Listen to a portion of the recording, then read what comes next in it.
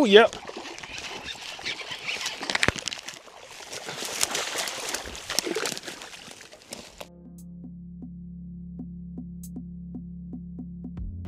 Okay, the big girl is coming. The release on this big girl.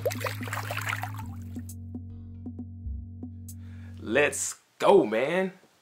Y'all should be excited too, man. This is the time of the spawn. This is the opportunity to catch a humongous, ginormous, big girl. So, I'm really happy to have you guys in front of me to talk about this time of year, and hopefully we can catch a big girl together. Alright, we're going to talk about the pre-spawn. This is when water temperatures hit 45 degrees and bass begin to move forward. They begin to feed because for the next 10 to 14 days of the spawn, they're not going to eat. It's all about making babies. Now at this point in time, the male bass is going to be the first one to move forward. He's going to begin to build that bed. You'll see him fanning, making an area that's going to be clean of debris. It usually stands out when you walk by it, you'll see it.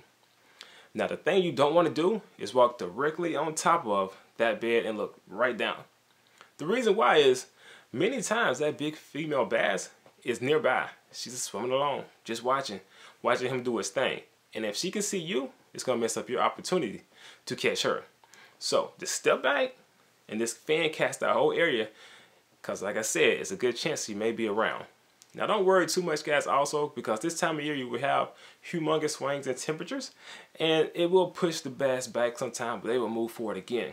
And also too, you have warm water rains. This is a point in time when it rains and actually makes the top of the water a little bit warmer. So you have the opportunity to catch other bass this time of the year. So that pretty much wraps up things about the pre-spawn. So now let's jump right into the actual spawn.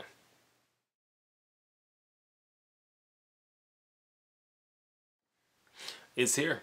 This is the spawn. Alright, this takes place when the water temperatures hit between 55 and 65 degrees. And those big females begin to move forward and look for a spot to drop their eggs off on one of those beds. This is when you'll see the male bass and the female bass. It's super obvious because the female bass is usually way bigger than that male bass. Now, before we move any further, I want to break down the moon phases and let you know what key days that you're going to want to fish on in the month of March.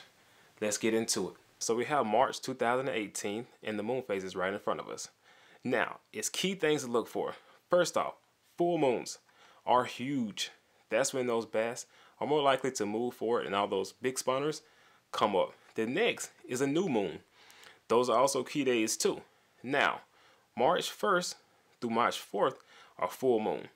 Do whatever you have to do to be out there on the water. Plan your vacation days out.